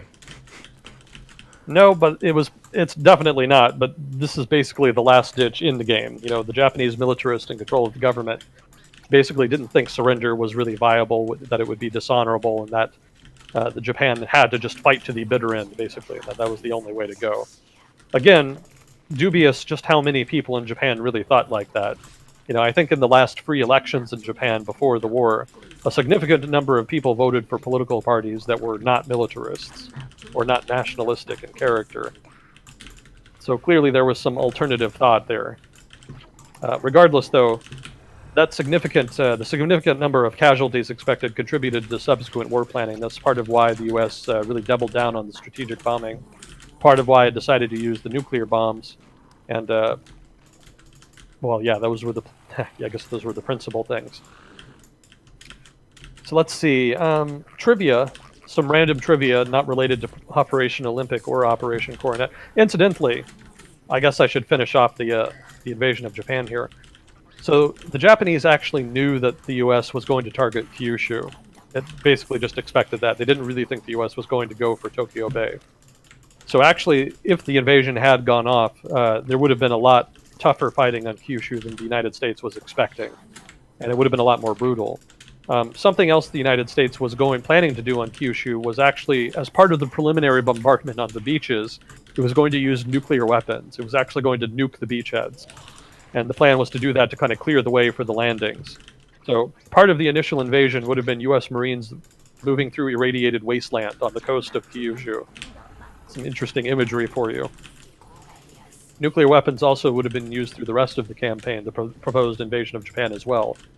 So basically, if the invasion had gone off, it would have been apocalyptic, basically, for Japan.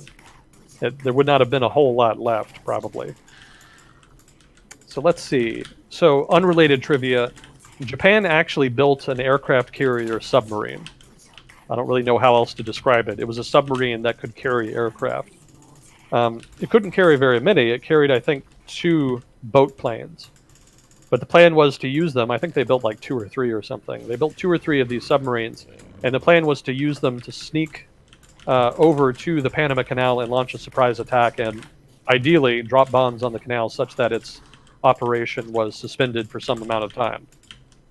Panama Canal obviously being a hugely important strategic asset for the United States in the war, since it allowed free movement of ships from one ocean to the other without having to go around the long way under South America. That plan was actually in progress.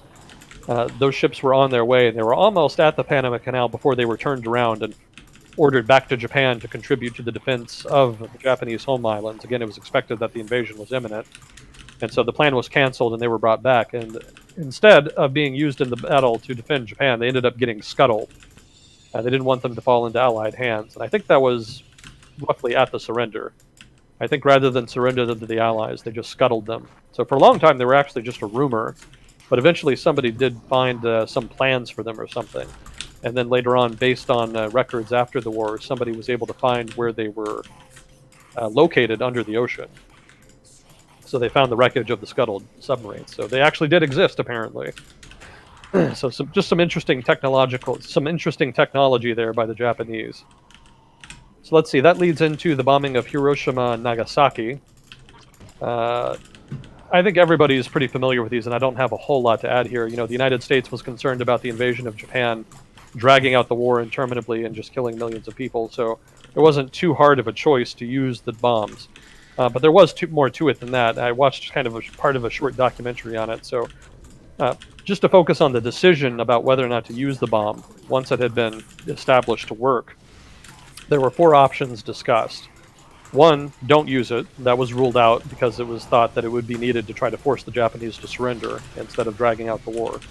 Option 2, publicly test it to show the Japanese that it could work and that they could use it on them and that it would be a good idea to just surrender. This option was ruled out because there was a fear that the test would fail and that the U.S. would be basically humiliated and that the bomb would lose any deterrent effect that it might have. Option 3 was to use it on a Japanese city, but to forewarn the Japanese that they were going to use it on the city so that they would have time to evacuate. This option was ruled out because it was feared that the Japanese would use Allied POWs as human shields, basically relocating them into the target city, and in the hope that the U.S. would not attack the city. So it was thought that would not be feasible, so that option was scratched. That pretty much just left the 4th option, use the bombs, in the hope that using them would end the war faster, and in turn cut casualties for all sides, basically.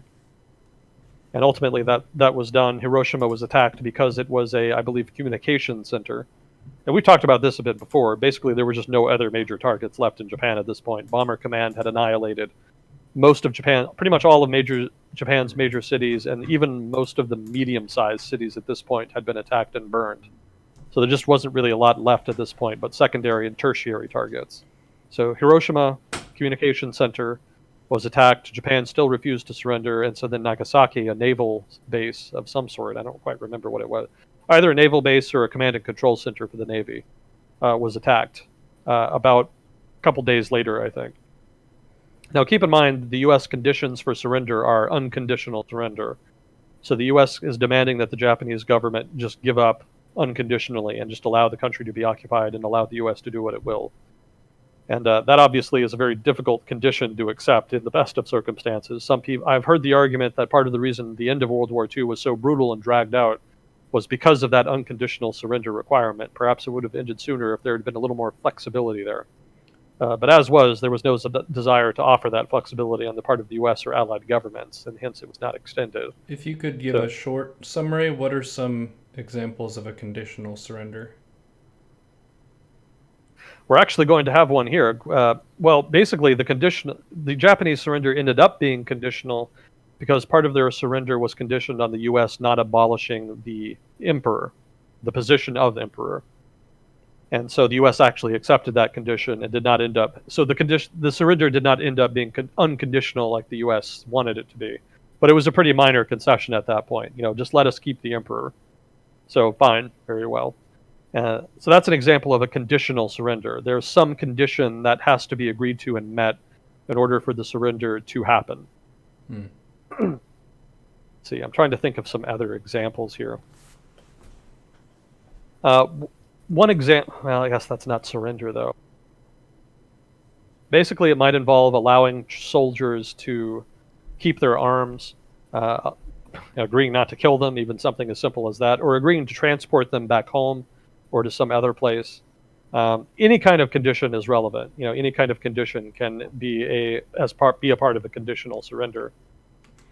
Right, and the tricky thing with that situation is they could be either nasty or fairly civil with winning the war. Yeah. Right, they could swoop in with a bunch of people and just mess up as much stuff as possible, kill everybody, go full invasion. Or you could occupy the territory, keep as many institutions intact as possible, but just make sure it's ending the war permanently and that kind of thing. But they don't really know that from the outset. Yeah. Because there isn't really precedent. Again, this is one of the major problems with war being so nasty is there's no precedent for stuff, especially as the technology is ramping up super fast, of the scale of destruction, how you're supposed to be using different things, and the scale of populations that are involved in these kinds of battles. So yeah, that's interesting. An interesting dynamic there that I don't think I remember talking about that before with you, that the unconditional surrender was a big part of why it was so nasty near the end. Yeah, it's speculated that it was. I haven't read anything. I haven't read a substantive argument that it definitely. That was a theory I heard that I've read floated. Well, it certainly doesn't help them want to surrender. Yeah, definitely. That's a big part of it. And to the Japanese expectation that the U.S. would be brutal definitely also was relevant there. There was no, at least amongst the Japanese government, there was just a full expectation that it would be raping and looting and etc. Yeah. And of course, that strong Japanese desire to avoid dishonor, and that militarist mindset about dishonor also relevant there.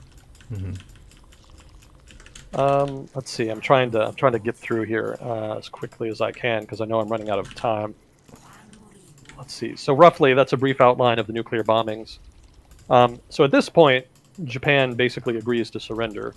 It had been thought that maybe they could just fight it out and do the fight to the last man thing that they'd been doing up to that point. But the use of the nuclear weapons did have some effect on their decision-making process, although that's debatable. They'd already been considering it for a while. It was pretty clear they were going to lose the war at that point. They'd been floating peace feelers through the Soviet Union as a kind of neutral arbiter. The Soviets were not really passing those on, though, because they had kind of an agenda of their own. So they weren't really getting a full representation of those. They weren't really enjoying the kind of peace negotiations they might have had if they'd been more direct in approaching the United States. But as was, there had been negotiations about whether to surrender, and those kind of dragged out. There's a little bit of drama about that. I'll kind of get to that later. But basically, what I'm building up to is that the atomic bombings were not the straw that broke the camel's back. It was not really the atomic bombings in and of themselves that pushed the Japanese to surrender. There was another, and I would argue more important factor here that led the Japanese to surrender. And we've talked about this a couple times before over the course of the past 2 years, once or twice at least. And that was the declaration of war by the Soviet Union. The Soviets entered the war against Japan, finally. And that really is probably what swung the Japanese government to surrender.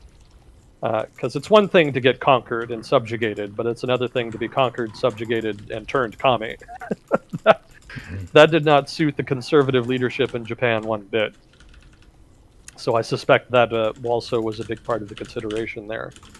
So, just to kind of wrap up here, just the last little bit here, along with some other, I've still got some other items, but I'm going to talk about the Soviet war against Japan, which is not something that gets covered much at all. It didn't last very long, to be fair, so maybe it's understandable that it doesn't get much attention, but it had a big impact on the post-war situation, so it's relevant getting into.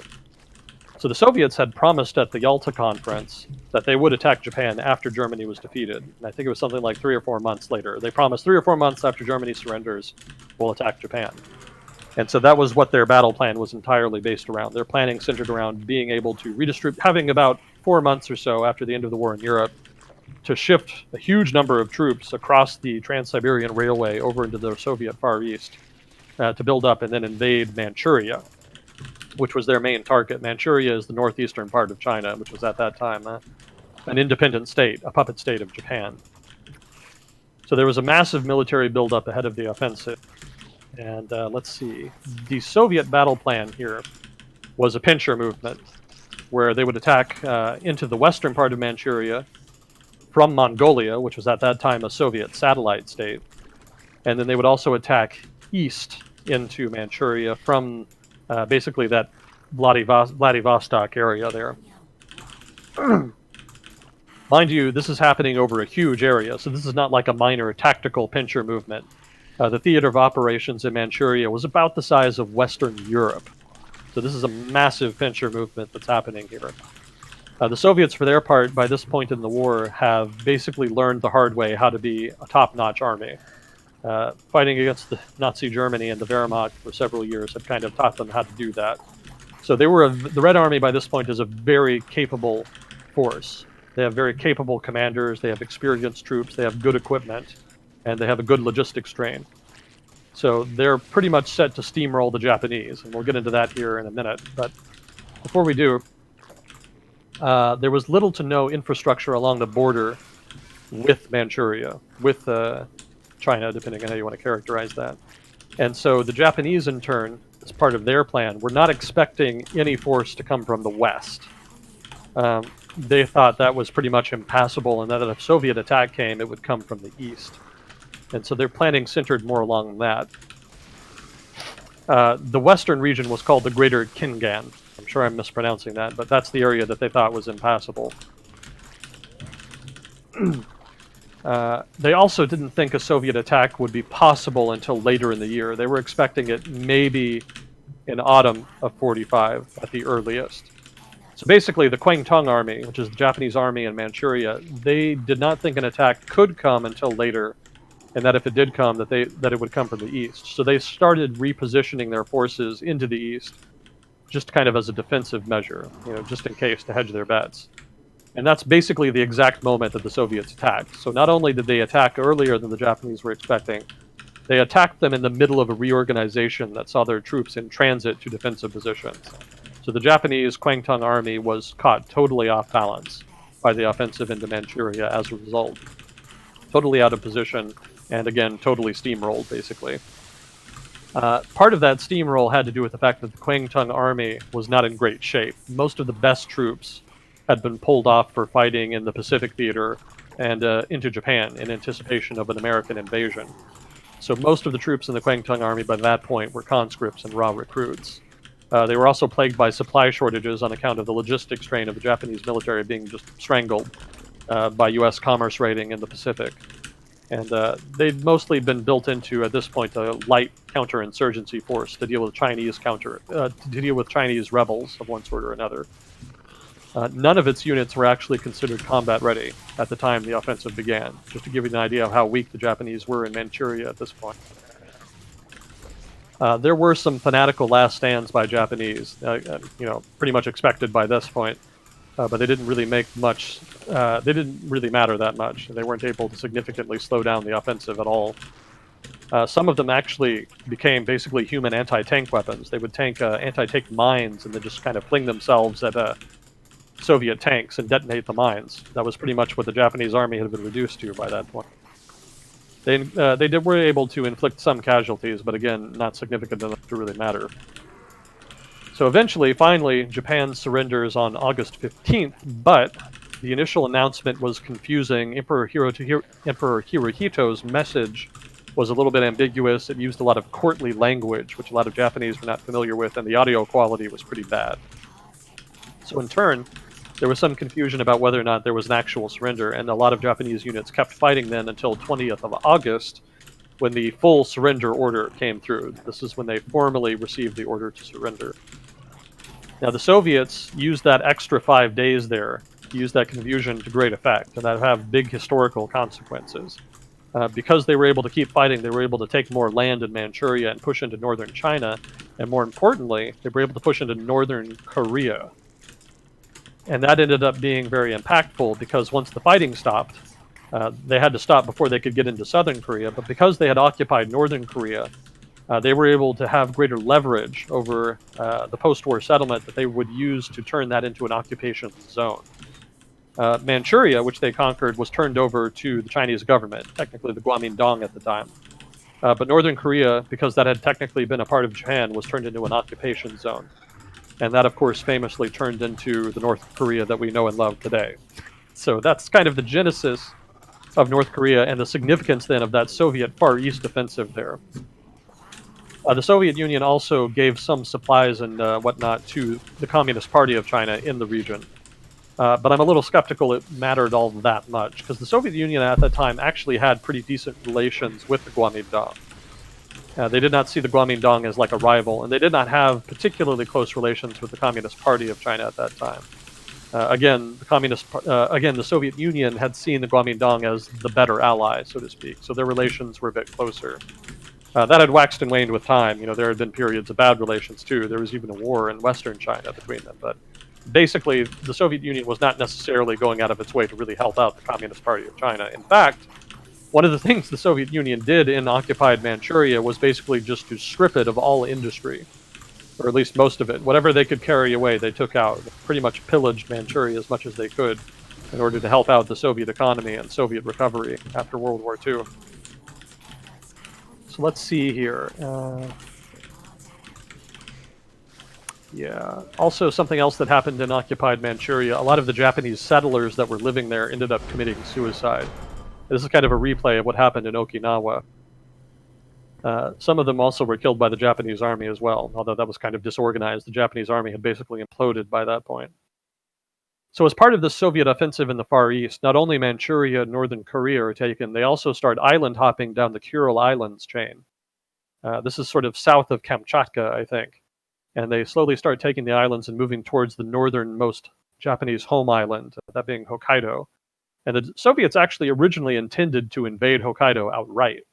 The intention was to take the Kuril Islands and then move into Hokkaido, and then hypothetically that could become like a Soviet occupation zone in Japan. So Japan kind of dodged a bullet there. As it was, fighting ceased before the Soviets were able to take Hokkaido. But they were able to take all of the Kuril Islands. In fact, fighting in the Kurils would last into September because some Japanese garrisons basically just refused to surrender. They just ignored the surrender order. So there was actually some significant fighting there after the official surrender in August into early September. Let's see. So something else that the Soviets did is they took the other half of Sakhalin Island. Sakhalin Island is that big island that's kind of east of Vladivostok. And that had been basically half Russian, half Japanese. It used to be fully Russian, but then the Japanese took the southern half after the Sino-Japanese War. No, the Russo-Japanese War, rather, earlier, several decades earlier, at the turn of the century. So here the Soviets take the opportunity to just conquer that outright and take the whole island. So the Kuril Islands offensive is relevant because southern Sakhalin was annexed, but the Kuril Islands were not technically annexed. So technically their status is still disputed to this day. And in fact, the Soviet Union never signed a peace treaty with Japan after the war. So technically World War II is still ongoing today. Technically Russia and Japan are kind of sort of at war. And the Kuril Islands then are technically occupied territory in that sense. Not likely the Russians are ever going to give up the islands, but Japan still claims them, and it is still a territorial dispute between them. Occasionally they'll have meetings about it, but they never really go anywhere. Oh, symbolic islands are my favorite islands. Yeah, we've talked about those before. Let's see, so one of the things I wanted to touch on here is that there was a power struggle within the Japanese government. Emperor Hirohito and some of his supporters, some of the supporters of surrender anyway, were challenged basically by the most militarist members of his government. So Hirohito recorded his surrender announcement. But before the recording could be played at the radio station, there was actually a coup attempt in which militarists tried to prevent the order from being broadcast. And that coup attempt ultimately failed, but that's an interesting what-if scenario for historians. You know, what if that coup had successfully thrown out the peaceniks in the Japanese government and had enforced a kind of super militarist government? As was, the announcement ended up getting played, so just a what-if. But some interesting trivia for you nonetheless. So ultimately, Japan surrenders. We kind of already talked about this. Japan surrendered. It was not an unconditional surrender like the Allies had originally wanted, but the condition was pretty minor. Japan keeps its emperor. And it actually ended up being kind of useful because the emperor's authority in Japan, which was still pretty great, was used to prevent nationalists from taking to the hills, basically, becoming rebels, fighting against the occupation.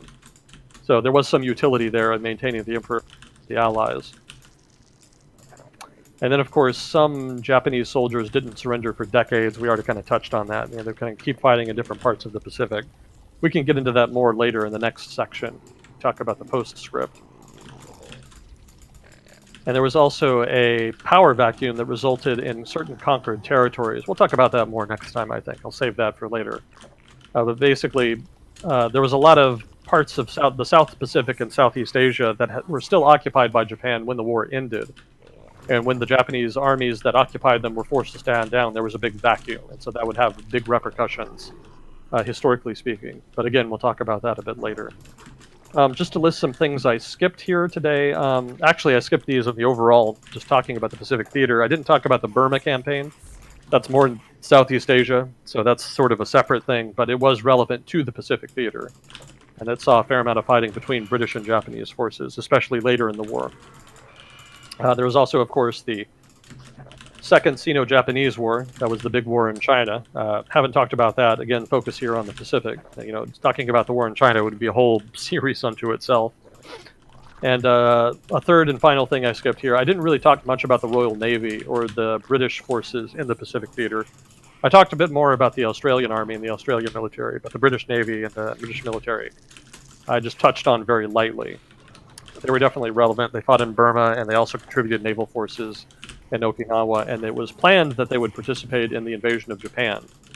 Although I don't think that the U.S. was planning to allow them, ground troops to participate. You know, late in the war, the U.S. military was kind of jealous of the conquest of Japan. It didn't really want other allied ground troops to be involved, I think because the U.S. kind of planned to occupy it by itself. But as was, Australian and British troops were involved in the eventual occupation later on, even after the invasion was canceled.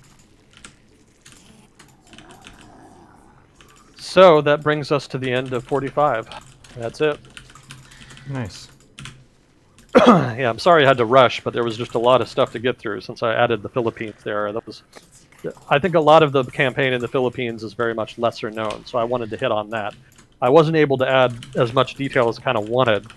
You know, there's not a lot of sources out there. I'm sure there's books and stuff, but I didn't really have time to just go out and do like really deep research. So mostly I had to hit up Wikipedia and articles. But hopefully that just acts as an introduction to people who maybe didn't know about that stuff, who didn't know about the Philippines and some of the other battles we covered today. And hopefully they were able to kind of learn something from it and maybe are interested enough to kind of dig into it more substantively than I can get into it here with my limited research. But yeah, that's a quick and dirty 45 review for the Pacific Theater. And that pretty much, that actually is the end of the war in the Pacific. That does conclude all of the fighting. We've covered several years, 42, 43, 44, and 45 now. So that's 4 episodes, and then the prelude episode where we talked about the lead up. So that's 5 segments, episodes, whatever you want to call them, kind of covering all this. So hopefully that gives a relatively decent review there. For people who are not familiar with it especially, and maybe enough some trivia in there for people who are familiar with it to kind of keep them interested. I have to say your delivery is pretty impressive because it, at least to my ear, it didn't feel rushed. I know it was a lot of stuff, but there wasn't too much panting. Well, thank you. I tried. I'm not a professional at this public speaking thing at all, so I apologize if it's ever hard to listen to or gets boring or what have you. It's still something I'm learning about. But yeah, I wanted to just cover a lot today for 1945 because the end of World War II sometimes gets short thrift because the war's kind of outcome was pretty much guaranteed at that point. So there was a lot of fighting that kind of gets ignored, I think, by the casual historians, at least. Your sort of hobbyist historians, such as myself. Even I learned a lot just doing research for this today. Doing all that last minute stuff I did today and the earlier research this past week. Just a lot of interesting things. I just didn't hardly know anything about the Philippines campaign, so almost everything I talked about today on the Philippines was new to me up until this past week. How long would you say you spent researching stuff for this episode?